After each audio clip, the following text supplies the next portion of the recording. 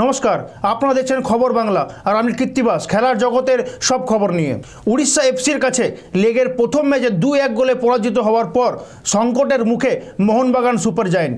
দ্বিতীয় লেগে জিততে না পারলে আইএসএল সফর শেষ হবে মোহনবাগান সুপার জায়েন্টের। গুরুত্বপূর্ণ ম্যাচে ঘরের মাঠে উড়িষ্যার কাছে 2-1 গোলে পরাস্ত হওয়ার পর এখন সংকটের মুখে মোহনবাগান সুপার জায়েন্ট।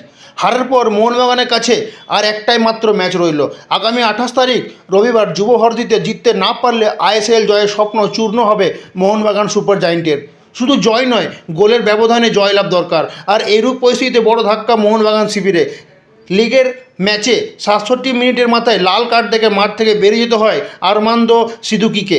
পরের ম্যাচে খেলতে পারবেন না তিনি। এইটাই এখন সবথেকে বড় ধাক্কা মোহনবাগান শিবিরে।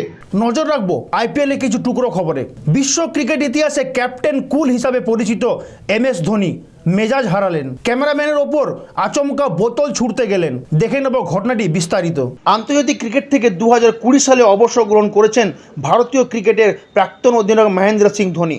সমগ্র ক্রিকেট জগৎ তাকে ঠান্ডা মাথার একজন দলনায়ক বলে জানেন। আর এই মুহূর্তে চলছে আইপিএল। MSDর বয়স প্রায় ছুঁই 42, খেলছেন দাপটের সাথে। কিন্তু হঠাৎ যেন একটা দৃশ্য চমকে দিল গোটা ক্রিকেট মহলকে। মহেন্দ্র সিং ধোনিকে দেখা যায় বোতল হাতে ক্যামেরাম্যানের ওপর আচমকা ক্ষুব্ধ ধোনি। বিষয়টি পরিষ্কার করে জানলে বোঝা যায় লখনৌ সুপার জায়েন্টের বিরুদ্ধে ম্যাচ চলাকালীন ক্যামেরাম্যানের ফোকাস ছিল বরাবরই মহেন্দ্র সিং ধোনির দিকে।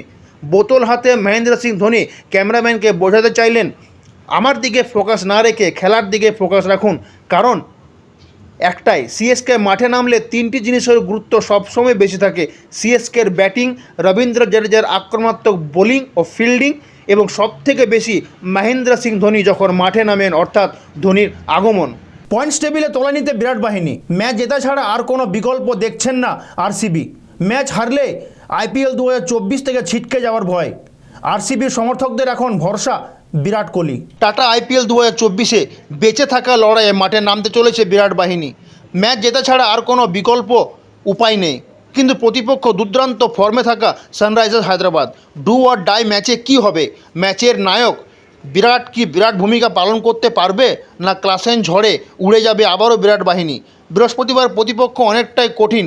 দুর্দান্ত ফর্মে থাকা হায়দ্রাবাদ ছেড়ে কথা বলবে না, কারণ দলে রয়েছেন Travis head, Abhishek Sharma, Henry ক্লাসেনের মতো বিধ্বংসী খেলোয়াড়রা। ম্যাক্সওয়েল কোহলি কি পারবে গুরুত্বপূর্ণ ম্যাচে জয়লাভ করে আরসিবিকে 2024 টাটা আইপিএল টিকে থাকা লড়াইয়ে বজায় রাখতে? এটাই এখন দেখার।